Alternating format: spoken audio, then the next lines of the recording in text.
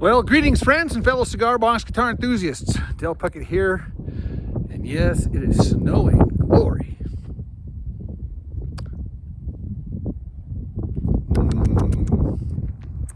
I was in the process of cleaning out my truck when all of a sudden this snowstorm came. It's sticking. I don't know if you can see the ground starting to stick. Look, he's all happy. He's like, hey, snow, yay. So yeah, like I said, I was cleaning out the truck. I figured, if it's gonna be snowing, I might as well be inside next to a nice cozy fire. I think we've got enough firewood to last us through the night. Come on, dogs. Hey, come on, come on.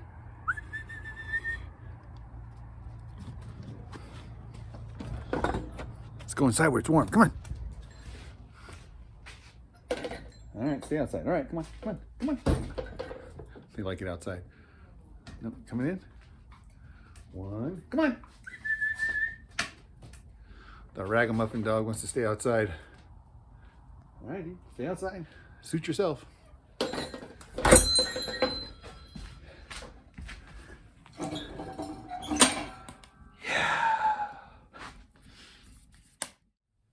So today we are going to pick up where I left off from the last video on this.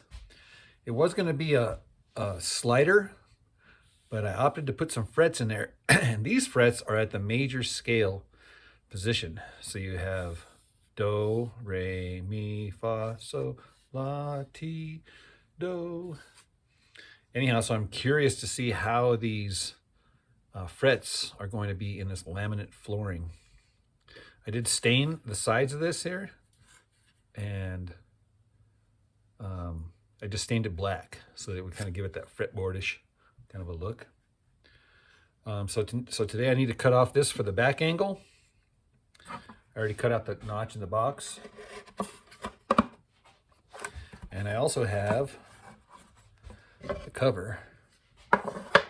So man, I'm telling you what, man, this is going to be an awesome looking guitar. And because my table saw is outside in the cold, outside in the snow, that means that I've got to be outside in the snow if I want to do some table sawing. And I do. Come on. You like the snow, Mojo? You like the snow? So we cut off this piece here for the back angle. Again, greater angle or greater thickness here, narrower thickness here, and this thickness here usually corresponds with the thickness of the top of the box. Now it will, once I file off this little residue piece that, so what I do is I cut a little slot here, and then I cut as close as I can with the table saw. I don't want to go too far here because if I do, then I got a blade mark coming up here and I don't want that. So I stop prior to my cut mark, and then I just snap it off. Now again, I save these things because they're perfect little tapers. I can cut it here, cut it here, cut it here, get different sections, different thicknesses for the blocks underneath the neck right here that help support the neck, right? Now here's another little freebie. You know those little flooring kits that you buy when you install floor? Well, they come with these little shims. And these shims are meant to be placed in between the wall and the tile, so that when you bang the tile, it doesn't go into the wall. It just kind of stays here. This part here goes on the sheetrock. You can put it however you want. That's just to give you some space in between the floor and the wall, so you can put your trim. But anyhow, so these things here, look at them, perfect little shims. So I'm thinking to myself, man, if I ever get myself into a pinch and I need just a shim, just a little bit, man, these things would be perfect. Man, this is awesome. It's like a blizzard out here.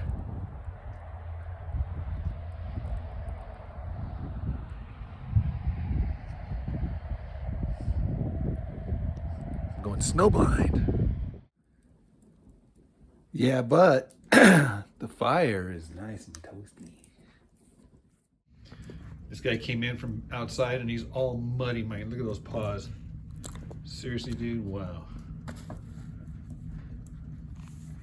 He likes to hang out next to the fire. Thinks it keeps him warm.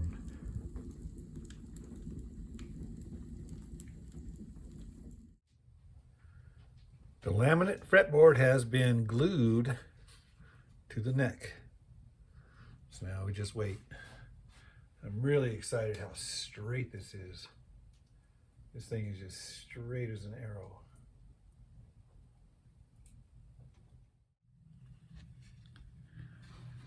Get the tuners on.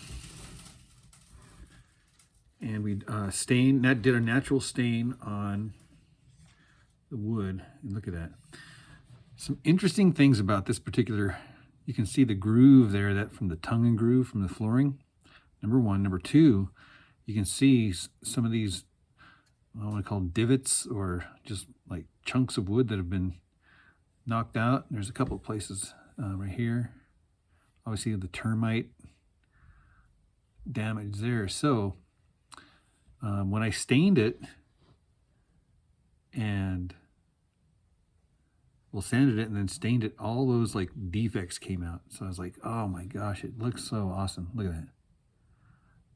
It's nice. Oh, you even see a little bit of the glue popping out here. Just a little bit here. I think there's another place I saw the glue popping out too. I think it might have been on this side. Yeah, just barely right there. So I sanded it down, but I didn't want to take it all the way off. I wanted to leave a little bit of the blemish in there. You can also see the saw cuts on the side of the laminate. The frets took in really nicely. And like I said, this is the major scale. The whole step, half step, whole step, half step scale, major scale. So now I did want to show you kind of I think it's an important thing on these, when you're installing these tiny little screws in for the tuners. These guys are like tiny. They're like maybe 3/8 of an inch.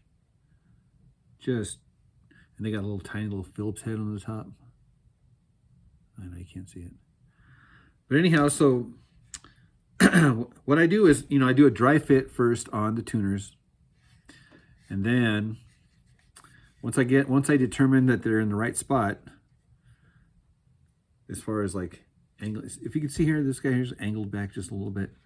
And that's, so when you're on the top, it's kind of a little bit further away from you. I don't know if that makes sense or not, but it's like, instead of having it perfectly up and down, I kind of play with it a little bit. I mean, I do that kind of stuff on purpose. And the reason being is because it's the imperfections that are built into this thing that make it perfectly imperfect, or something like that. But there are a few tricks here that I want to show you, just to help you along in your imperfection. So once these guys are in the right spot, and what I mean by right is whatever you think is right, that's going to be good, right? So, and then I just get the thinnest little drill possible. This is like maybe a 1/16, maybe less than a 1/16 of an inch, little tiny little drill, and I'll just do a little guide. I don't go very far. I go maybe 1/8 of an inch, if that. Okay. Now here's the two things I want to show you. The first one. Three things. Actually, it helps if the tip of your little thing is magnetized. Okay, so yeah, it just makes picking these things up easier. You just kind of just touch it and you got it. So the first thing what I'll do is I will use my index finger of my right hand, and I will hold that screw in like that. It's kind of a little trick. If I let go of it, it'll probably stay because of the magnetism, but I do hold it because I'm going to push it into that pre-drilled slot, okay? And then once it's in, you just drill it, or screw it, rather. And then it kind of makes it a little easier here. I'll show you up here so you can kind of see. So, and I use my index finger, like I said, because I want to get a little bit of torque on it. And then I'll just right off the bat, just start screwing it in just like that. And because it's already pre-drilled a little bit, the threads are going to catch on that. And then and you can feel when the threads start going through the real wood. Now you only get to a certain spot, and then you can feel it where it's like, you're not going any further. My hand is actually slipping. I'm not turning it.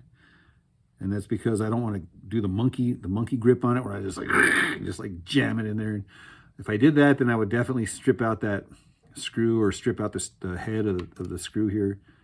Both of them are bad. You don't want to do anything. You don't want to do that, right? So you got to kind of feel it, and you'll feel it when it stops, and then you just stop right there, and then you can just look at it visually and see if you're in far enough. That's good. The second little trick is I'll just grab one of these screws with my finger, and I will put it in the slot and just kind of push it in with my thumb. And then when I push it in like that, it kind of stays because it's kind of just getting embedded a little bit. And then once it's pushed in and stays, then I'll in order to be like stable, what I do is I get my thumb up here, and then I rest the screwdriver on my thumb, and then I push it towards the head of the screw, and then I screw it in. So that thumb right here just kind of helps me steer and helps me be stable. Nothing is worse than when your hand's all shaky, or you can't see it or whatever. It's like, and you see right there, I can feel it that it stopped, and then I just like, I don't keep going, man. I just let it kind of just, and then it's you know it's secure. It's going to be nice and secure. Okay, so those are just a couple of little tricks, tips, hacks, techniques to help you deal with these tiny, tiny, tiny little screws. The piezo wired directly to the jack. And yes, it has been tested. Found a piece of poplar and carved it down to the saddle. And I'm ready to dark stain it.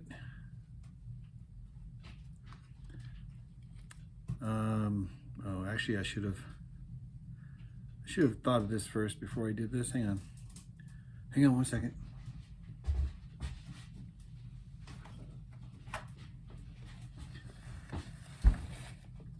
Got some TP.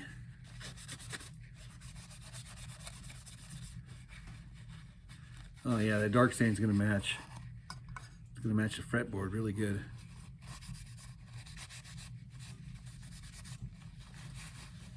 Dark stained poplar. Beautiful. And it just so happens to be the exact right size. What a coincidence. So what I do is I get a long, straight, and I set it on the nut on this side and then saddle on this side, and I just see what the action is going to be right there. And I like a little bit over 1/8 of an inch, over 1/8. If you're going to play slide, you'll want it a little bit higher, which means this will be a little bit taller. And if you want to be like a shredder and play really fast licks, whatever, then you'll maybe want to shave the bottom of this saddle and make it a little bit lower, lower that action just a little bit.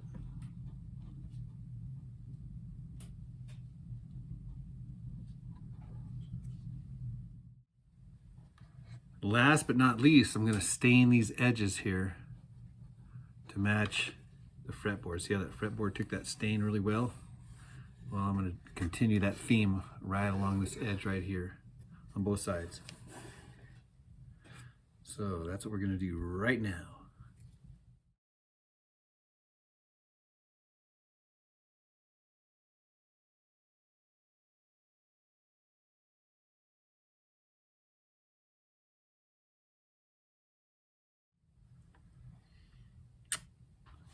There it is. Now we are ready for the strings.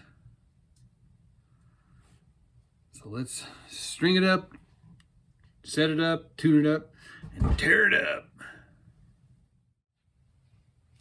Remember in the last video I made this fancy dancy string winder? One that you can just put in the drill and go to town. Yeah, they're super handy. I'm putting the strings on here, and what we like to do here is give yourself a little bit of slack. It's normal amount of slack. And then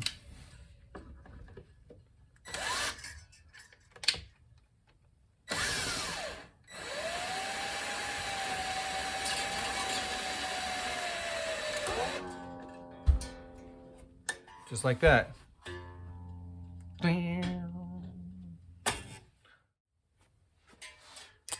We are tuned up. The low string is a 44, tuned to E. The middle string is a 34, tuned to B. And the high string is a 26, tuned to E. And together you get EBE. Now, remember a while back I got a splinter? Well, you can actually see I put some stain on there because I've been staining this guitar. You can see it's still kind of festered. I mean, it's healed, but it's like still super tender. So I still have to favor that finger. It's like, so I got to play with all my other fingers.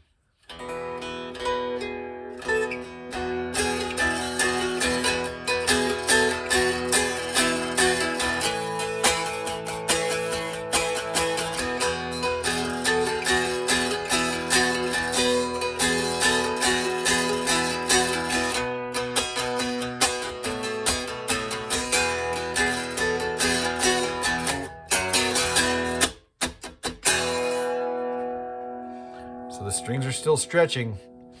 What nice thing about having a scarf is that you don't have to put any of those string ferrules or nails or anything down there to hold the string down, because that reverse angle here is enough tension on that 0 fret to keep everything in tune.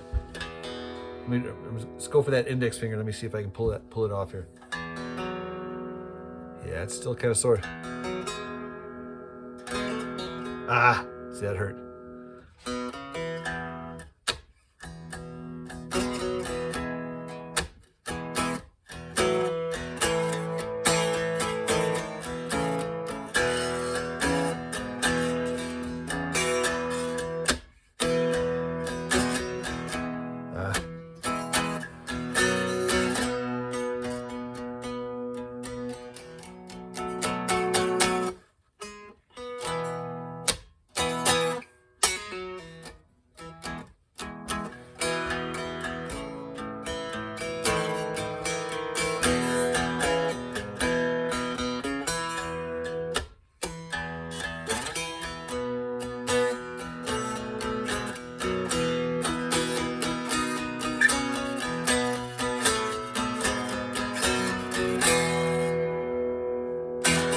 I still got to put the screws in the corners here, and I put a strap lock on it.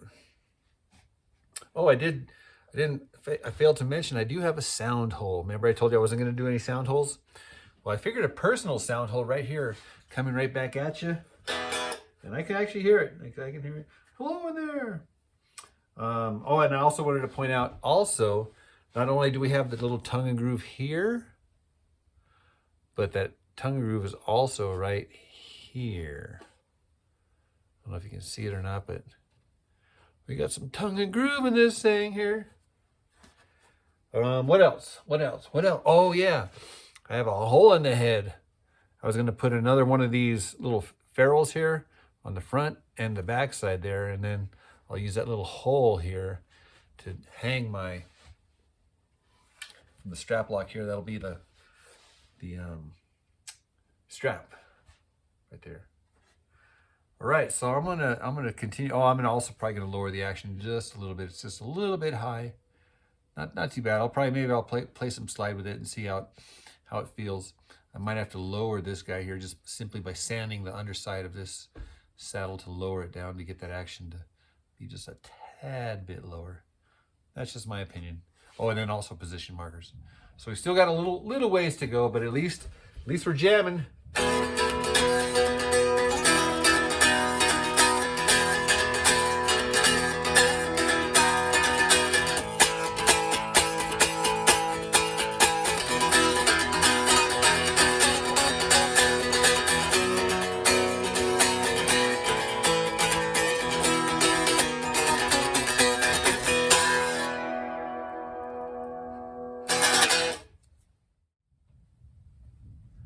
So real quick, before we say goodbye, I wanted to show you what I've been working on next. These are boxes that I built out of that flooring material that I made the top out of this one.